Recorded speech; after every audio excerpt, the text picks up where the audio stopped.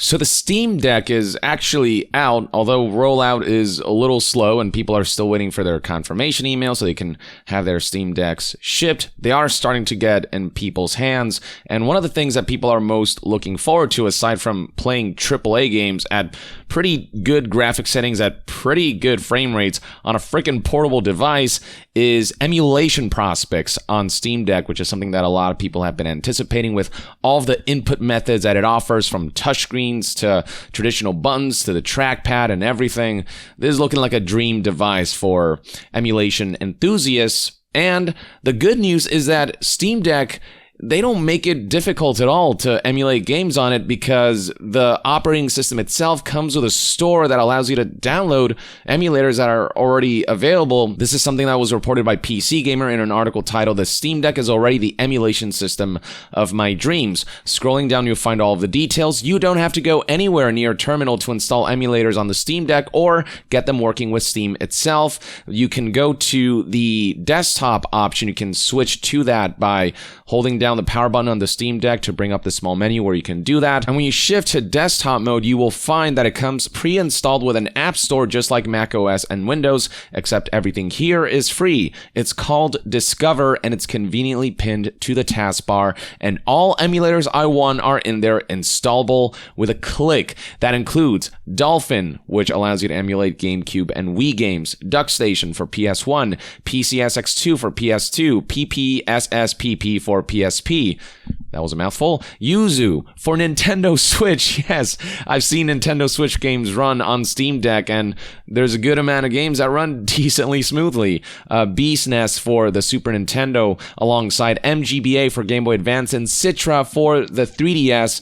When new builds of emulators are released, you can update with a single click too. So it's just all very conveniently right there, and no doubt this is in part to do with the open source nature of Linux and the flexibility that offers. But out of the gate, Steambox is a great emulation device, and it was noted here how Steam Deck has a number of perks, like how most of the emulators will automatically recognize your gamepad, making input bindings easier or outright unnecessary. The Steam controller configuration provides all the extra customization you need. You can press a power button at any time to put the Steam Deck to sleep, and your game will still work when you wake it up, even in an emulator. So that not only works with the Steam games, but it also works with emulation. The Steam menu and quick settings overlay still work, and you can press the Steam button plus R1 to take screenshots even of your emulation. Freaking fantastic. Well, most people think it's freaking fantastic. Nintendo would have you think otherwise, as they've recently been going around blocking videos that showcase emulation running on the Steam Deck, as reported here by news outlet Game Rant in an article titled "Nintendo Blocking Videos Showing How to Emulate Games on Steam Deck." The details can be found right here below. Steam Deck seems to be capable of Nintendo Switch emulation too, alongside PlayStation, all of the consoles that I listed previously. And there's one particular YouTuber, the Fox PC benchmarking YouTuber, who recently uploaded a video detailing his testing of the Yuzu Switch emulator on the Steam Deck. Now, Nintendo was none too happy about that, as they have gone out of their way to target that video and take it down completely. Nintendo, however, promptly reacted by taking the Fox's video down. The article then notes how Nintendo is no stranger to DMCA takedowns when it concerns, fan-made projects, for example, fan-made games, and of course they've been going after emulation websites, and that'd be more tolerable if Nintendo actually went out of their way to preserve their games. But the fact that they aren't makes emulation just all the more viable, as now emulation is the only way to play some of these games that otherwise would have been lost forever. So if Nintendo isn't doing anything to preserve these games and aren't really selling them anywhere, then people who emulate those games aren't really stealing, because, even if they want to pay money for the games, they can't. And even then, emulation isn't just used to play games that aren't readily available. They're also used to take games that you own and be able to enhance them in some way by playing them with higher resolution graphics, by being able to do things like the Metroid Prime mod that allows you to play with keyboard and mouse and stuff like that. There's just so many possibilities with emulation, so many mods and, cheats or whatever you want to call them that allow you to enhance the experience. I mean, Lance McDonald came out with that 60 FPS patch for Bloodborne, which requires a jailbroken PS4, but with that I took my Bloodborne copy, apply the patch, and was able to play that. You know, I held off on that game for the longest time because I just couldn't go back to 30 FPS, a stuttery 30 FPS at that, following, you know, Dark Souls 3 and Demon Souls Remake and Dark Souls 1 and Sekiro. Having played all of those at 60 FPS, I decided to wait until, like, a remaster or of some sort. But with modders taking care of that with that 60 FPS patch, I was able to dive in and play the game, everything exactly as it was, just with the frame rate boosted. So I guess that's more of a jailbreaking example. If you want an emulation example, I recently decided to go back and play Metal Gear Solid 3 Snake Eater, but decided to play it on the 3DS because it has that new sort of crouching that you can do in games like Peace Walker and MGS4, and it has some like interesting features added on top, but it runs like ass on the 3DS. It's like 20 something frames per second, but with emulation you can actually enhance that frame rate to 30 and even like 45, 60 FPS, and it just feels a lot better to play, on top of the fact that you can enhance the graphics. And emulation has allowed me to take this game that I own and just like make it better to play, and things like that is what, you know, emulation and or modding allows, and that's the kind of stuff Nintendo's just always heavily discouraged, and they've gone after that kind of stuff.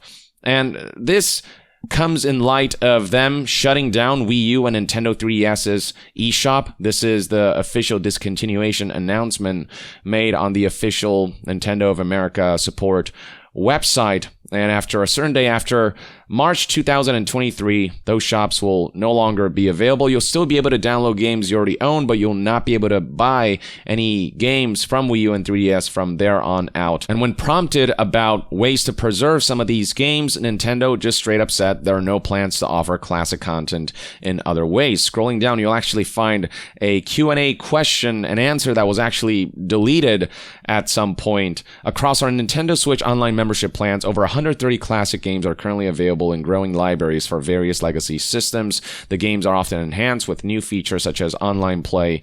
This is basically their response to, hey, we got these old games. Are you going to bring them into modern era systems, or are you just going to let those be lost forever?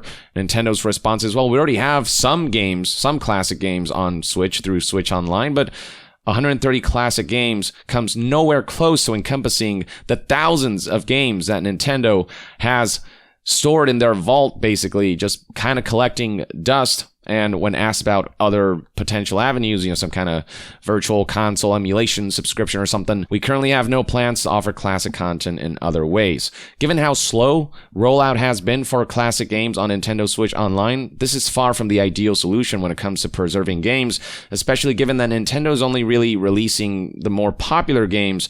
Some of those that have been lost in time, lost because Nintendo refuses to focus on preserving games. I mean, those games will be still lost forever. And with the Wii U and 3DS situation, it was detailed by Video Games Chronicle here that we're talking about up to 1,000 digital-only games that will disappear when Nintendo closes its 3DS and Wii U stores. Not all games are available physically, and for the ones that are, you know, there's certainly limited quantities. So this is just all not a good picture.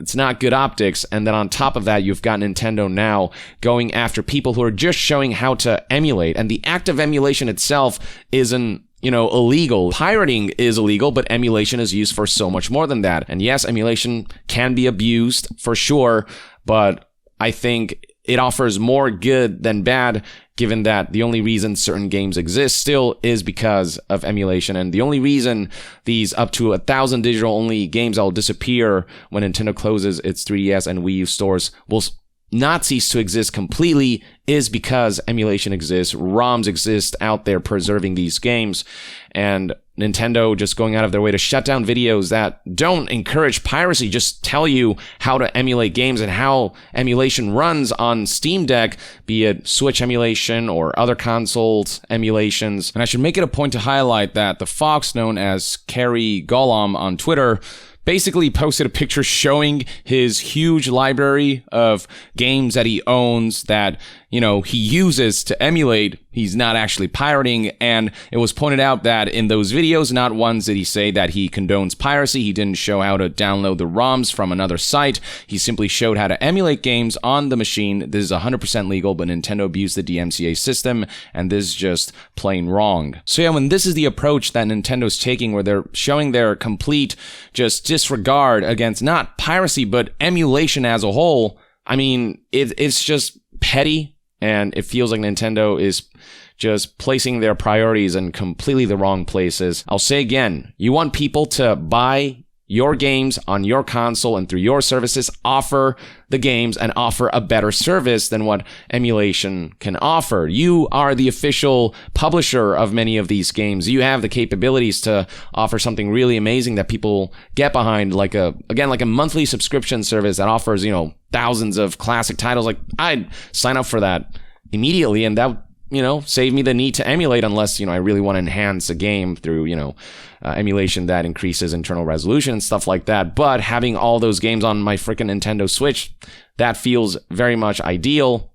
But Nintendo's more focused on petty DMCAs and takedowns and discouraging emulation and taking down emulation websites and just doing all of these things that ultimately give them worse optics. This is just Nintendo being Nintendo pulling a Nintendo, and unfortunately, this is probably something that's not going to change too far down the line. But whether Nintendo likes it or not, Steam Deck is an emulation machine. People will continue to emulate games on that device, and if Nintendo wants to sort of surpass what Steam Deck is capable of, they're going to have to put some effort in the emulation aspect, the virtual console aspect, or the Switch Online aspect of their classic games library distribution. But yeah, I'm an advocate for emulation. Steam Deck is a wonderful device on that front. I'm still waiting for mine, and that's certainly one potential use that I'm gonna employ when I get my hands on a Steam Deck, and I'm sure many people will too. There you have it, folks. That's everything you need to know about the latest surrounding Nintendo's stance against emulation and Steam Deck's capabilities. Let me know in the comments below what your thoughts and opinions are on all of this, and to be further updated on all things gaming news, reviews, and discussions, stay tuned right here on Young Yeah. I'll see you guys next time. Young out.